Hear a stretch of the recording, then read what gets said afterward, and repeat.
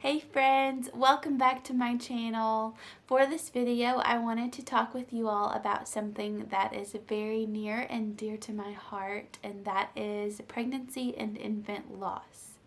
In 1988, U.S. President Ronald Reagan declared that October is Pregnancy and Infant Loss Awareness Month. Pregnancy loss awareness became near to my heart when I was a teenager and I watched my mom go through numerous pregnancy losses, but it became even more dear to me when I experienced it firsthand in April of 2014. My husband and I had only been married for about 9 months at that time, and I discovered that I was pregnant for the first time. We were so overjoyed because we both knew that we wanted to be parents. At that time, we were only 19 and 21 years old, so we were obviously very nervous, but we were so excited at the same time. We announced immediately on social media. I think I was not even 5 weeks along at that time, so it was really early. 2 days after finding out, I went to my first doctor's appointment, and I had already taken about 5 pregnancy tests at home, so I just knew that it was going to be positive when they had me take a pregnancy test in office. When the nurse came back, she told me that the test was negative, and I immediately burst into tears. The nurse left me and my husband alone in the room, and when she came back, she said, "Oh, now the test is positive, but since it's out of the time frame, I can't count that as positive." We left and went to the hospital to get blood work done. We just wanted some definite answers. So we waited, and when they called us back with the results, they told us that my HCG level was only at a 12. And I believe in order to have a positive pregnancy test, your HCG has to be at a 25. So it was very low. I went back for more blood work in 2 days, and they told me then that my level was down to a 2. So it was then that we knew that we had lost the baby. We were so devastated. You know, miscarriage is one of those things that you hear about, but it's not something that you think would ever happen to you. I went through a really hard time emotionally and spiritually after that.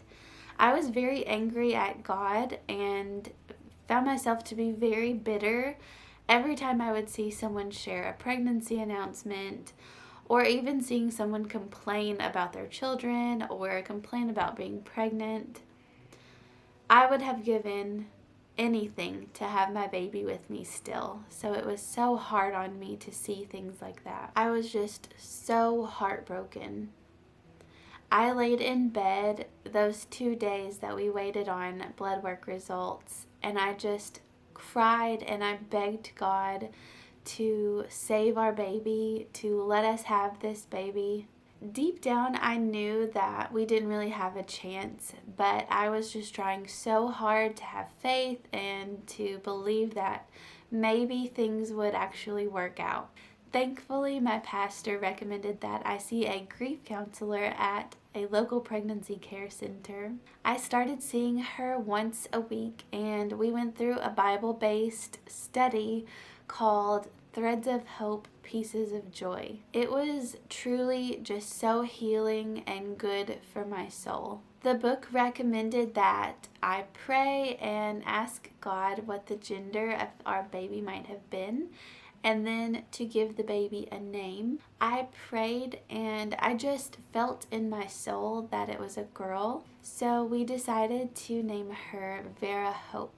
The book also recommended having some kind of memorial for the baby, so I went to a pottery store and I made a small garden plaque with her name on it. I keep it in the flower bed right next to our front porch, that way I can see it every day. We went on to try for another baby for almost 3 years, trying different pills and seeing different doctors. and still nothing was working for us. In October of 2016, I went to my doctor to have some blood work done, and he told me that I have a blood mutation called MTHFR, and he suggested some supplements to take. I was just so happy to finally have some answers, so I immediately went out and I got everything that he recommended, and I started to take them every single day. 3 months later, on January 22nd, 2017, I found out that we were finally expecting our rainbow baby.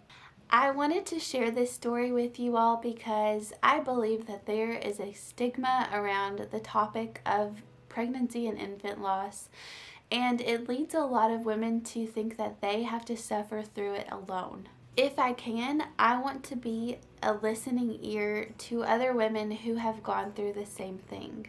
I want you to know that if you have experienced pregnancy or infant loss, you are not alone. Pregnancy loss happens to 1 in 4 women. I want to encourage you to break the silence.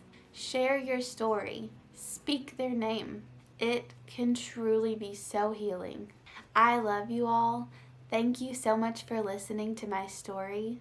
I hope and pray that this video has been helpful to you.